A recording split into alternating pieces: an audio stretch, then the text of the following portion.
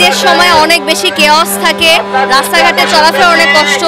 আজকে যাওয়ার মূল কারণ হচ্ছে কালকে আরো বেশি ক্রাউড হবে।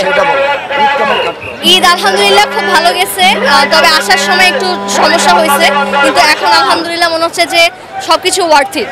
ঠিক আছে। এই ওকে, লঞ্চ যাত্রার অবশ্যই এর কোনো তুলনা নেই, মানে এখানে খুবই রিল্যাক্সে আসা যাওয়া করা যায়। এবং আমার হচ্ছে বাড়ি বরিশালে, সো বরিশালের মেইন আমাদের হচ্ছে সবথেকে ঐতিহ্যবাহী একটা পথই হচ্ছে লঞ্চের পথ। আর এখানে যেইভাবে রিল্যাক্সে আসা যায় এটা কোনো মাধ্যমে আসা যায় না, ফার্স্ট অফ অল। আর সেকেন্ড অফ অল হচ্ছে আমি আমার বাবার বাড়িতে ঈদ করেছি, সো এটা খুবই ভালো ছিল, বাট অসাধারণ অবশ্যই। এবং আমার শাশুড়ি আমার সাথে ছিল, সো আমরা সবাই মিলে ফ্যামিলির সহ সবাই মিলে অনেক মজা করেছি। এটা আসলে এই জিনিসটাকে বোঝানো যায় না। লঞ্চে যাচ্ছি কারণ লঞ্চের জার্নিটা স্পেশালিভাবে আমাদের জন্য আরামদায়ক হয়, এবং বরিশালের যে স্বনামধন্য লঞ্চগুলো সেটা তো অবশ্যই, কারণ লঞ্চ ভ্রমণই একমাত্র ভ্রমণ যেখানে আপনি শান্তিতে স্বস্তিতে যেতে পারবেন। এর জন্যই লঞ্চটা আমি রেফার করছি। আর একদিন আগে যাচ্ছি কারণ কর্মব্যস্ততা একটা প্রস্তুতির ব্যাপার স্যাপার আছে, যেহেতু আর সাথে সাথে ডিউটিতে বা জয়েন করা যায় না। আর আমরা যারা স্টুডেন্ট যারা আছি তারাও তো সামনে এক্সাম আছে, বিভিন্ন কারণে পড়াশোনা করতে হবে, এর জন্য একদিন আগে আমরা যাচ্ছি।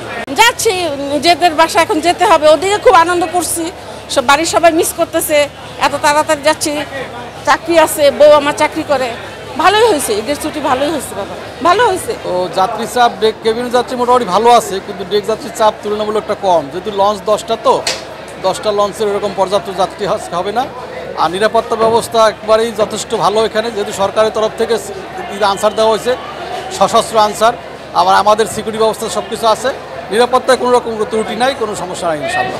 আমরা এখানে যাত্রীদের যাতে কোনো দুর্ঘটনার সৃষ্টি না হয়, যাত্রীরা ঠিকভাবে জাহাজে উঠতে পারে, এবং মুরব্বী যদি কোনো যাত্রী থাকে, প্রতিবন্ধী কোনো যাত্রী থাকে, তাদের আমরা উঠে সাহায্য করতেছি, এবং যাত্রীদের কোনটা কোন জাহাজ সেটা চেনায় সাহায্য করতেছি আমরা।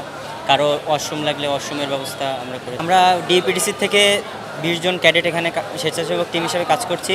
পবিত্র ঈদুল আজহা উপলক্ষে মানুষ নারীর টানে ঘরে ফিরেছে, আবার তারা জীবিকার তাগিদে কর্মস্থলে ফিরে যাচ্ছে। এ উপলক্ষে আমাদের বরিশাল নৌপুলিশ হেডকোয়ার্টার্সের বিশেষ নির্দেশে বিশেষ পুলিশি ব্যবস্থার আয়োজন করেছে। আপনারা দেখতে পাচ্ছেন এখানে আমাদের কন্ট্রোল রুম আছে, এখানে 24 ঘন্টা কন্ট্রোল রুম খোলা থাকে। এছাড়া আমাদের ফুড প্যাট্রোল আছে, আমাদের চেকপোস্ট আছে, আমাদের অতিরিক্ত নৌটহল বিদ্যমান আছে। আমাদের এখানে তাৎক্ষণিক অপরাধ নিয়ন্ত্রণে একটি মোবাইল কোর্টের ব্যবস্থা করা আছে, যেখানে একজন নির্বাহী ম্যাজিস্ট্রেট মহোদয় নেতৃত্ব দিচ্ছেন। আমরা আশা করি মানে আমাদের ঈদযাত্রা, জনগণের ঈদযাত্রা নির্বিঘ্ন এবং নিরাপদ করতে আমরা সব সময় নৌপুলিশ কাছে থাকবো, এই প্রত্যাশা ব্যক্ত করি আমরা।